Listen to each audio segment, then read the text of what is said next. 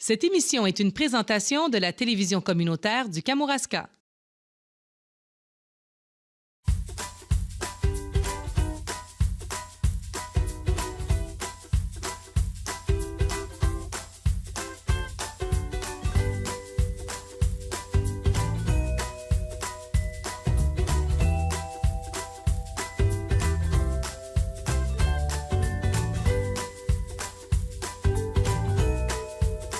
Cette semaine, à l'émission Dans mon salon, je reçois M. Jacques Lavoie, président des Caisses Desjardins de la Pocatière, pour nous parler de voyages humanitaires. Bonjour, M. Lavoie. Bonjour, Anne-Christine. Ça va bien? Ça va très bien. Et toi? Merci de... Ben oui, ça va super bien. Merci d'avoir accepté mon invitation à venir dans mon salon. Donc, étant donné qu'on est dans mon salon, est-ce qu'on peut se tutoyer? On peut sûrement se tutoyer, même si je suis plus vieux. Oui. Mais aucun problème. Mais vous acceptez que je vous tutoie? J'accepte ça entièrement. Merci beaucoup. Donc, avant de parler dans le vif du sujet du voyage humanitaire, parce que si vous êtes assis devant moi, c'est parce que vous en avez fait du voyage humanitaire. Oui. Donc, mais au début, là, j'aimerais un peu vous connaître, M. Lavoie. Vous êtes natif d'ici, de la région du Kamouraska? Non, moi, je ne suis pas du Kamouraska. Je suis natif de Saint-Irène, de la Matapédia.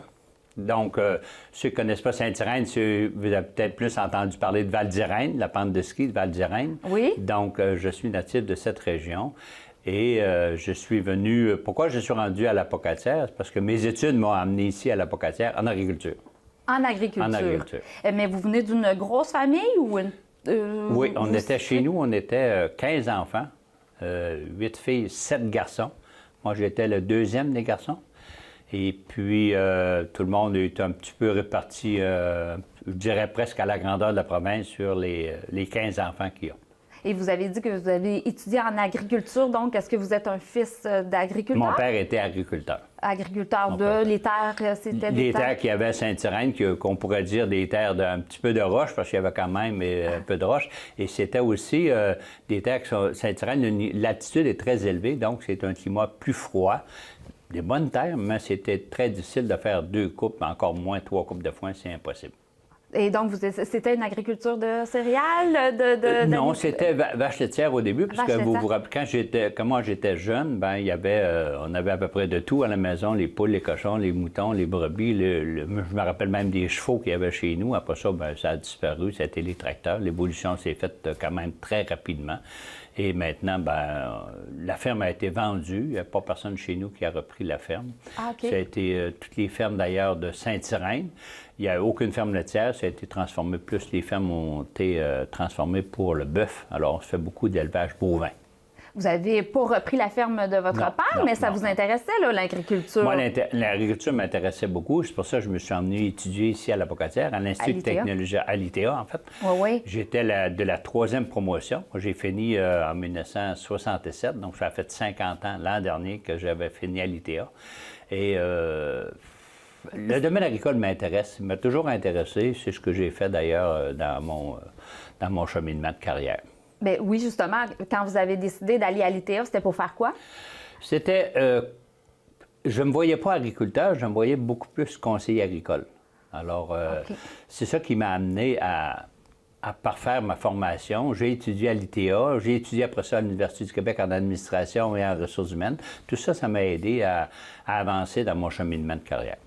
Et là, vous avez, c'est ce que vous avez fait de votre majorité de votre vie active dans le milieu du travail. Oui, j'ai eu la chance d'entrer au ministère de l'Agriculture en 1969. Alors, j'étais conseiller agricole. Dans ce temps-là, il y avait beaucoup. Il y avait les bureaux de renseignement agricole, il y avait des agronomes, il y avait des technologistes agricoles.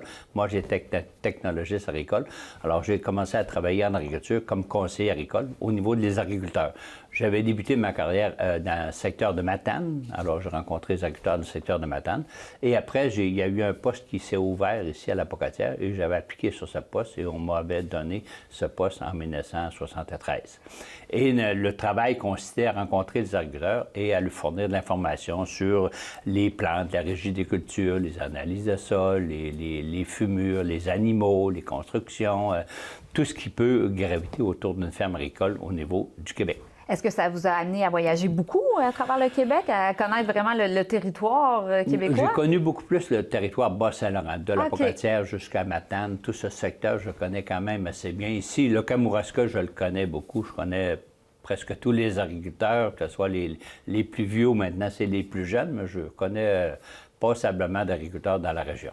Et là, étant donné que vous ne travaillez plus pour le ministère de l'Agriculture, vous n'êtes plus vraiment dans le domaine de l'agriculture. Qu'est-ce qui a fait en sorte que vous voulez rester dans le Kamouraska? Parce que vous l'avez adopté, votre région? Oui, j'ai adopté le Kamouraska. J'aime beaucoup la région de la Pocatière. J'aime beaucoup le Kamouraska. Je me suis impliqué beaucoup dans la région. Quand j'ai pris ma retraite, d'ailleurs, je suis allé en Afrique, c'est ça qu'on va parler tout à l'heure. Mais au retour, j'ai aussi été directeur de la ferme-école La Pouquita, qui est rattachée à l'Institut de technologie agricole. Alors, j'ai œuvré là pendant 5 ans, la ferme-école. Okay. C'était dans les débuts de la ferme-école en tant que telle, qui était beaucoup rattachée à l'IDA. C'était une expérience formidable et très intéressante, surtout. Est-ce que vous gardez encore des liens avec oui, l'IDA? Oui, je garde des bons liens. J'ai beaucoup d'amis professeurs qu'on se côtoie de temps en temps. On se rencontre dans les rencontres, dans les réunions, dans des comités. Donc, le domaine agricole, c'est toujours ce qui m'intéresse. Comme l'été, je vais dans les expositions agricoles, je regarde un petit peu, je côtoie les gens. Et puis. J'imagine qu'on peut faire un lien avec l'ITA et votre voyage humanitaire. Oui. Avec toutes les connaissances que vous avez eues en tant qu'étudiant, en tant que comme personne qui a travaillé au ministère de l'Agriculture, vous avez eu des connaissances plus larges. Bien, moi, j'ai toujours. J'étais une personne qui était de terrain. J'aime beaucoup. Moi, je ne suis pas un gars de bureau énormément. J'aime beaucoup aller rencontrer les personnes, jaser, discuter, regarder, aller dans les champs, regarder qu'est-ce qui se passe. Et puis, tu sais, faut être curieux. J'étais un petit peu curieux de nature. Donc, j'aimais ça, aller voir les agriculteurs. Et puis, pas seulement discuter avec lui, mais aller sur son terrain, aller dans son étable, regarder ses champs, aller voir, tu sais, pour lui donner vraiment un conseil, là, qui va améliorer sa situation. Et c'est peut-être un peu ça qui m'a amené au Sénégal, parce qu'on va en parler. Oui. Au Sénégal, on recherchait un conseiller agricole de terrain. C'est ça qu'on voulait. On ne regardait pas, là, on ne voulait pas avoir un gars de bureau là, qui s'assoit derrière un bureau et qui n'est pas capable d'aller rencontrer des agriculteurs. On va avoir quelqu'un de terrain et j'avais été recruté pour le Sénégal. Mais de quelle façon vous avez été recruté? J'avais vu passer que je me rappelle, j'avais vu passer une annonce. J'ai été recruté par Développement Épais, qui est l'organisme de coopération au niveau des Églises catholiques. Développement Épais, qui est à Montréal. Avant ça, ça s'appelait l'OCCDP, l'Organisation catholique pour le développement et la paix. Aujourd'hui, on parle juste de Développement Épais. On ne parle pas de religion. On ne parle pas de religion. D'ailleurs, il n'était pas question de religion là-dedans. C'était pour ce projet-là était déjà en place et puis le but était de renforcer ce projet, le rendre plus performant au niveau des rendements, au niveau de la production. J'ai vu une annonce passer, j'avais appliqué, j'avais envoyé mon curriculum vitae et j'ai été convoqué à Montréal à des entrevues. Je ne sais pas s'il y avait d'autres personnes, j'imagine que oui, parce qu'il y a toujours 2 ou 3 personnes qu'on peut retenir. Et j'avais rencontré le directeur de projet et du Sénégal qui était à Montréal et les gens de Développement Épais. Et finalement, c'est moi qu'on avait retenu avec des conditions quand même correctes là, pour la situation, pour le contexte de 1989. Mais pourquoi que vous avez postulé? Qu'est-ce qui vous a amené à vouloir postuler et aller au Sénégal? C'était pas la première fois que j'allais en Afrique. D'ailleurs, j'ai fait 3 ans de Tunisie. Alors, je suis allé en Tunisie, moi, de 1974 à 1977. J'ai resté là 3 ans avec la famille, les enfants, tout ça. Et c'est ça peut-être qui nous avait ouvert un petit peu à moi, à ma femme, les enfants, une sorte d'ouverture sur le monde et puis aller voir un petit peu à l'extérieur qu'est-ce qui se passe. Et puis, si je peux apporter quelque chose à ce monde-là pour les amener à se prendre en main un peu plus, puis à se développer, puis à avancer, ben, je me suis dit, pourquoi pas, je le ferais pas. Pourquoi j'aurais pas cette chance de le faire? Et finalement, je trouvais que le projet du Sénégal était un petit peu hasardeux, je dirais, parce que quand tu te ramasses au Sénégal, tu regardes sur la carte du Sénégal, tu es où? En plein centre de l'Afrique de l'Ouest, sur le bord de la côte. un peuple noir, c'est des Noirs. Quand on dit noir de monde, il faut débarquer au Sénégal pour comprendre qu'est-ce que ça veut dire, là, parce que les Blancs, tu les cherches, c'est noir de monde. Là. Et puis là, j'ai débarqué au Sénégal. Et puis, avec femmes et enfants, avec femmes et là. enfants, avec femmes et enfants, avec Danielle, mon épouse, mes 2 garçons qui étaient, les 2 filles étaient ici à l'université. Alors, on a débarqué avec les 2 garçons. Anne, il était en secondaire 3. Hugues, il était 5e ou 6e année primaire. Alors, on a débarqué tous les 4 avec bagages, femmes et enfants, et puis pas trop de bagages parce que on s'en va un peu à l'aventure aussi. Il faut être plein de ressources et imaginatif beaucoup pour réussir à passer au travers de tout ça. Puis, Mais le projet, c'était quoi en tant que tel? Le projet en tant que tel, c'était... on était deux coopérants canadiens qui sont partis au Sénégal en même temps. Il y avait eu dans ce projet-là, c'est un projet il y avait eu 2 phases. La première phase était de 1982-83 jusqu'à 88 à peu près. Il y avait une phase de développement, que je pourrais appeler ainsi. La première phase était plus... il n'y avait pas de coopérants canadiens, il n'y avait personne. Ça avait été... L'ACDI avait déjà financé ce projet-là. Et puis, le projet est en stade de développement, je dirais. En Afrique, souvent, les paysans ou les jeunes de la brousse, on dit la brousse parce qu'ils viennent de la campagne, ont tendance à s'exiler vers la ville. Ils pensent qu'en ville, ils vont vivre mieux, puis ils vont faire de l'argent, puis ça va être parfait. Mais ils se rendent compte qu'en ville, c'est loin d'être ce qu'ils imaginent. Dakar, c'est une ville à population d'environ 1 million d'habitants. C'est très gros. Il y a toutes sortes d'affaires qui se passent à Dakar. Donc, est-ce que c'est une ville qui est quand même assez... cosmopolite, parce que c'est une ville qui est située complètement à l'ouest. C'est la porte d'entrée souvent des États-Unis, du Canada, de l'Amérique du Sud, parce que c'est un peu le point de tout le monde débarque à Dakar, au Sénégal. Et puis, c'était un peu pour contrer ça. Là-bas, il y avait quand même des projets qui étaient appuyés beaucoup. Il y avait des communautés religieuses aussi qui appuyaient des projets. Et puis, le but était essayer de maintenir les gens en région. Mais si on veut les maintenir en région, il faut qu'il y ait de l'emploi, il faut qu'il y ait du travail, puis il faut être capable de se construire, puis s'élever une famille, tout ça. Alors, c'est pour ça que la phase 1 de 1981 ou 82 jusqu'à 88 était de monter ces familles-là je dirais en brousse, parce qu'on n'était pas à Dakar, on était à 500 km à l'intérieur du Sénégal, complètement à l'intérieur, là, le long du fleuve Gambie. Le fleuve Gambie vient un peu du centre de l'Afrique et se jette dans l'océan Atlantique. Et il y avait le fleuve qui était là, il y avait de l'eau.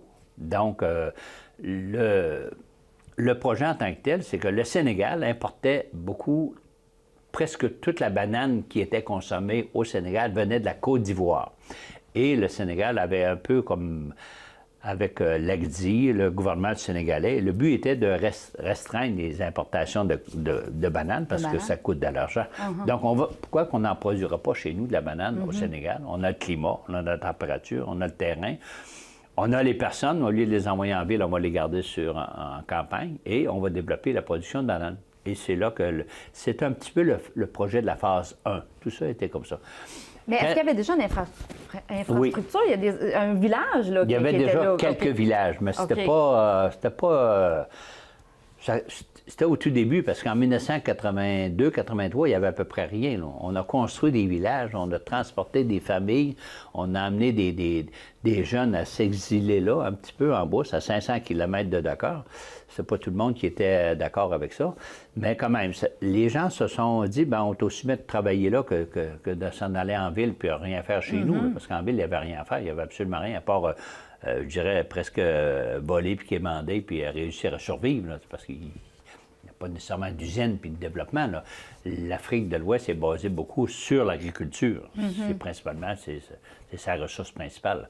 Donc, le projet, nous, on s'est ramassé finalement dans la région de Tambacounda, où il y avait une production de bananes qu'il fallait développer, qu'il fallait rendre plus performante, qu'il fallait rendre plus payante pour les paysans. Parce que c'était tout petit. Il y avait des groupements de formés, il y avait des petits villages, il y avait des infrastructures, par contre, avaient tout été installées. Parce que faut se rappeler que le Sénégal, il pleut du mois de juin au mois de septembre.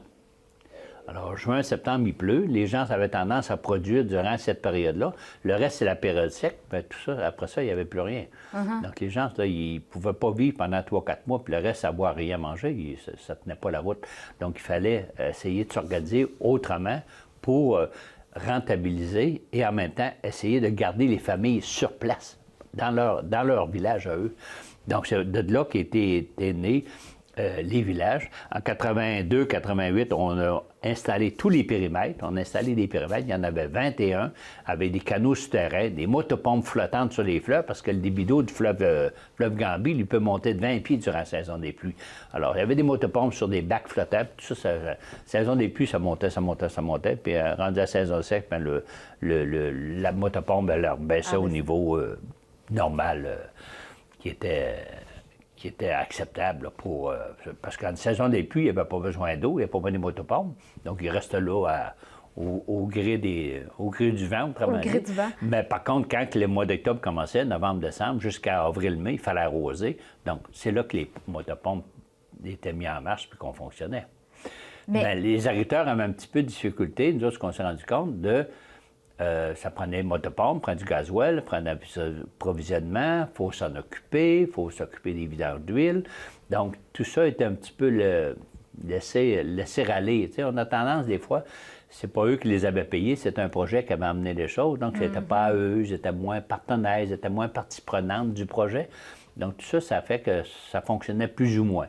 Donc, on a travaillé beaucoup à mettre en place ces structures-là, puis dire, bien, on va s'organiser pour que ça fonctionne, puis on est là pour vous appuyer dans vos projets. Puis il y avait un organisme local qui travaillait avec nous. On avait des collègues sénégalais qui travaillaient avec nous sur le projet. Moi, j'avais un collègue agronome qui travaillait avec moi, plus quelques techniciens, puis on s'est organisé, puis ça fonctionne. Mais qu'est-ce que ça a été quand vous avez débarqué là, au Sénégal, de voir ça? Vous ne connaissiez pas l'endroit, là. Le Sénégal, ça a été une première fois, là. Ça a été quoi?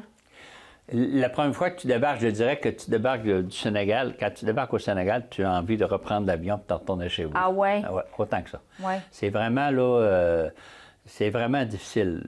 Expérience vécue, nous, on avait vécu déjà en Tunisie. Donc, le Sénégal, on s'était dit, on savait qu'au départ, ça ne serait pas facile. Ça, on le savait, même les enfants le savaient. On savait que ça allait être assez compliqué le départ pour bien rentrer. Parce que quand tu arrives à l'aéroport, tu te dis, bien, qui va venir nous chercher? Bien, maintenant, tu vois quelqu'un qui a une pancarte, c'est marqué la voie dessus, tu dis, hop, c'est lui, je ne connais pas le gars, là, je m'ai vu, c'est un noir, puis go. Fait qu'on ramasse nos affaires, on s'en va avec lui, puis on nous a emmenés dans une maison d'hébergement en attendant d'avoir les papiers pour pouvoir faire le 500 km qu'on devait faire, parce qu'il fallait le faire, 500 km. Il fallait avoir des papiers? Il fallait avoir des papiers. Les papiers, il s'agit de débarquer dans un pays comme ça. En touriste, ça va bien. En général, tu débarques là une semaine, 2 semaines, ça va bien les papiers. OK, mais pour quand travailler... tu débarques pour travailler, ça ouais. prend les contrats, ça prend toutes les ententes, ça prend les visas à long terme, et c'est quand même assez dispendieux. Donc, il y a beaucoup de paperasserie qu'il faut faire. On avait dû rester au moins 4-5 jours à Dakar pour faire toute la paperasse nécessaire à l'organisation. Avoir une voiture, il y avait une voiture qui était attitrée aussi pour nous. Okay. Récupérer la voiture avec les papiers qu'il fallait pour pouvoir faire le 500 km pour se rendre dans la région de Tambacounda, qui est complètement à l'intérieur du pays. Est-ce qu'ils parlent français là-bas? Oui, la langue officielle est le français.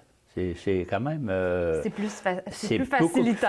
Plus facilitant. Même beaucoup, l'Afrique de l'Ouest, presque tous les pays, la langue est parlée, c'est le français. Parce qu'entre eux autres, il faut qu'ils se comprennent. C'est sûr qu'au Sénégal, on parle beaucoup le Wolof, qui est un dialecte traditionnel, qui est le Wolof, qui est... tout le monde parle le Wolof. Est-ce que vous avez appris cette langue? Un petit peu, quelques termes. Dites-nous un petit mot, là. Les salutations d'usage, là, tu sais, Nangadef, Mangafi, tu sais, des choses, des salutations d'usage. Oui, ça, on oui. les a appris. Faut les apprendre. Ça permet aussi de s'intégrer des fois qu'on arrive dans un groupe, on leur dit en arrivant, ben, salam alaikum, tu sais, bonjour à vous tous, je vous salue, c'est ça que ça veut dire. Les gens te répondent. Ils voient que tu n'es pas un étranger pour eux. Et ça, c'est très important, puis les gens t'acceptent. C'est pas long que le téléphone arabe se passe, puis tout le monde, le monde te reconnaît, puis les gens te reconnaissent, et puis ils savent pourquoi tu es là. Puis, OK. Est-ce que c'est difficile, en tant que personne inconnue, de se faire accepter par les Sénégalais? Est-ce que c'est un pays qui est plus ou moins difficile à être accepté en tant que personne étrangère? C'est des gens s'accueillant.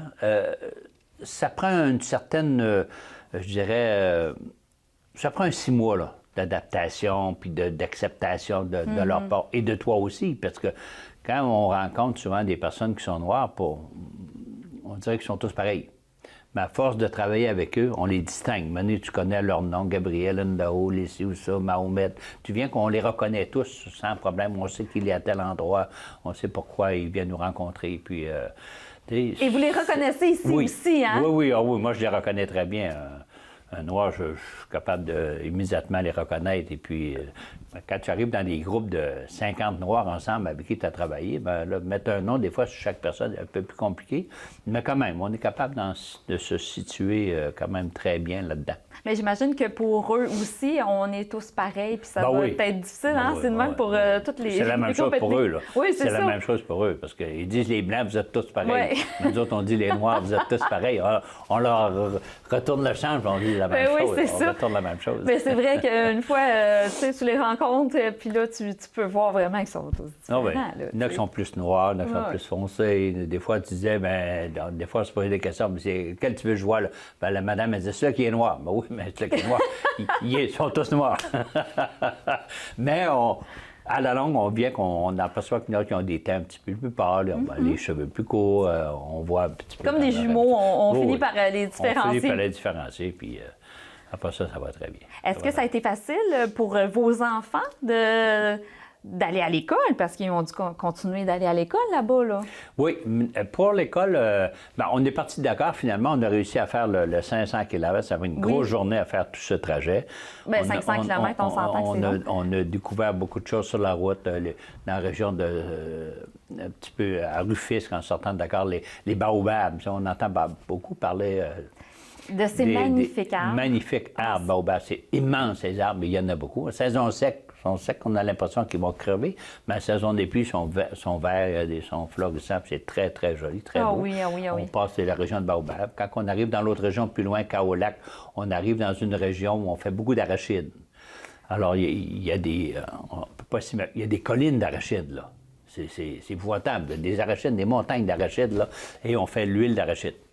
Okay. Nous, l'huile d'arachide, on connaît parce que c'est ça qu'il y avait pour faire les frites ou n'importe quoi. C'était de l'huile d'arachide.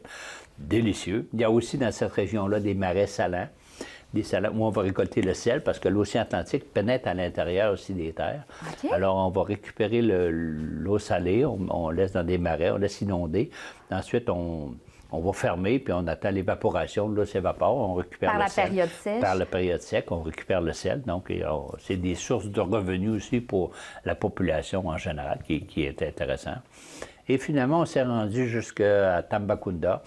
Donc, sur la route, tu peux croiser des singes, tu peux croiser des troupeaux de vaches, tu peux croiser des voitures en panne partout, il y en a partout. Ah oui. Ça, c'est classique. Abandonné, là, sur le chemin. Abandonné sur le chemin. Même des fois, les moteurs sont démontés, des remorques immenses transportant du matériel, tout, le moteur est en panne, donc il faut attendre pour les réparations. Tout ça. Jusqu'à Tambacounda. Tambacounda, finalement, on s'est ramassé à l'hôtel. On n'avait pas le choix, on ne savait pas où aller. Ah, il n'y avait pas de maison qui vous attendait? Non, ça a pris 2-3 jours avant de se trouver une maison pour s'organiser quand même bien. On a réussi à se trouver une maison qui était intéressante pour nous. Et puis, après ça, entre-temps, il a fallu aller voir l'école, les écoles. Les enfants, eux autres, on est arrivé là vers la fin d'août. L'école commençait en septembre. Donc, on est allé voir les deux écoles. On a été chanceux là-dessus, je dirais. 2 écoles quand même. Là. Oui, il y avait une école niveau primaire, à peu près 400 élèves, de 1, 2, 3, 4, 5 primaire, niveau primaire. Moi, mon fils, Hugues, il était en 5e ou 6e année, donc on a réussi à rencontrer le directeur de l'école. Ces écoles-là étaient dirigées par des frères français. C'était des Français qui dirigeaient l'école. Professeur sénégalais, parfait, c'était numéro 1. Ils sont allés à l'école-là sénégalaise pendant toute l'année. Et Anne, c'est le plus vieux, lui, c'était plus secondaire. Lui, il s'est ramassé dans secondaire 3, c'est une autre école. Il y avait l'école Jean 23 et l'école Saint-Joseph, je ne me rappelle pas lequel est lequel. Et puis, lui aussi, il s'est intégré à l'école sénégalaise. Il y avait au moins 400 élèves qui étaient là de niveau secondaire. Mais il y avait à peu près 3 ou 4 blancs dans toute l'école, là. C'est les autres qui étaient la minorité. Ben oui, c'est ça. T'arrivais en cours de récréation pour jouer au soccer, il y avait 2-3 blancs, puis le reste, il y avait 398 noirs, là, tu sais, puis... Mais ça, Est-ce qu'ils se sont fait, oui, ils se sont fait bien accepter? Oui, oui, très bien acceptés. Ils sont assez ouverts, mes enfants, donc ils ne sont pas allés là de force. Eux aussi voulaient découvrir, puis étaient contents d'y aller aussi. Puis, puis on fait une très bonne année scolaire, puis ça s'est bien déroulé. Puis, même, je dirais, des fois, l'année scolaire, les années scolaires là-bas, c'est enseignement français. C'est encore un peu plus traditionnel que chez nous. Et puis, c'était en 1990 aussi, 89-90. Donc, ils ont fait de très bonnes années scolaires. Le résultat était excellent, puis ça s'est bien déroulé. Non, on en est très fiers. Ah bien, sûrement, hein, parce que c'est comme des inquiétudes, c'est sûr que des parents ont, là, quand on quitte pour un nouveau pays. Hein, on veut quand même que nos enfants s'assimilent bien puis qu'ils soient heureux. Ben oui, fait que ça fait un coup, l'école placée, ça fait une affaire de bien... de mise en place. Oui. Puis, tu sais, tous les jours, eux autres savent quoi faire. L'école, en général, les heures sont différentes parce qu'ils vont à l'école le matin jusqu'à midi. Et puis, de midi à 3 heures, je n'aurais pas l'école. Ou 3 heures, 3 heures. Il faisait trop chaud? Il faisait trop chaud. Ah, il faisait trop chaud. Ça recommence vers 3h30 jusqu'à 6h le soir. Ah. C'est comme ça. Et votre femme vous accompagnait, bien sûr. Est-ce qu'elle vous aidait ou elle restait à la maison? C'était quoi son rôle à votre femme là-bas? Son travail, s'occuper de la maison, puis etc. On avait une femme de ménage qui venait quand même à tous les jours, là, qui venait chez nous. C'était un Blanc qui arrive en Afrique, ça te prend une femme de ménage pour t'occuper de tes affaires, ça prend souvent un gardien pour garder la maison, puis ça prend toutes ces choses-là. Parce que sinon, je dirais presque que c'est mal vu, là, tu sais, parce que normalement, tu es quand même quelqu'un de bien, tu as de l'argent, donc tu peux nous aider à tu peux aider d'autres familles, tu sais, tu peux nous appuyer dans ce que tu fais chez nous. En engageant une femme de ménage ou avec un gardien, c'est des sous pour la famille. C'est des sous pour eux, puis ça fait leur affaire. Puis nous, ça nous aide aussi. Fait qu'on avait trouvé une femme de ménage bien. Fait qu'elle venait, elle, à tous les jours, faire le lavage, faire les planchers, parce qu'il y a quand même beaucoup de poussière. Faut pas, tu sais, l'harmattan, là, les gros vents du désert, ça pousse, il y a beaucoup de poussière, puis faut pas qu'à tous les jours passer, pousseter, laver les planchers, parce qu'il y a... Tu sais, c'est pas hermétique comme ici, les portes, les fenêtres, puis les chaussées, là, parce qu'il fait tellement chaud, il faut que l'air passe aussi. Oui, bien sûr. Dans le jour, on va ouvrir parce qu'il fait trop chaud. Donc, ça permet d'avoir la madame de ménage s'occuper de faire ce qu'il fallait au niveau de la maison. Puis, à partir du moment qu'on la connaît bien, puis on nous fait confiance, moi, Danielle pouvait quitter, aller au marché, aller dans les petites boutiques, aller fouiner un petit peu partout. Elle a eu aussi l'occasion de travailler sur le projet parce qu'elle était infirmière. Ah! Puis l'autre dame aussi, on était 2 Canadiens, comme j'avais dit tantôt. Les deux étaient infirmières. Les deux étaient infirmières. L'autre couple avait 3 enfants jeunes, d'un âge au autre. Nous autres, on avait 2 qui étaient avec nous. Ah, alors, vous étiez souvent ensemble, j'imagine. Ça s'est permis de se regrouper. On les connaissait pas parce que les autres étaient de Montréal, puis nous autres, on était de la Pocatière. Mais ça a permis de créer des liens d'amitié aussi.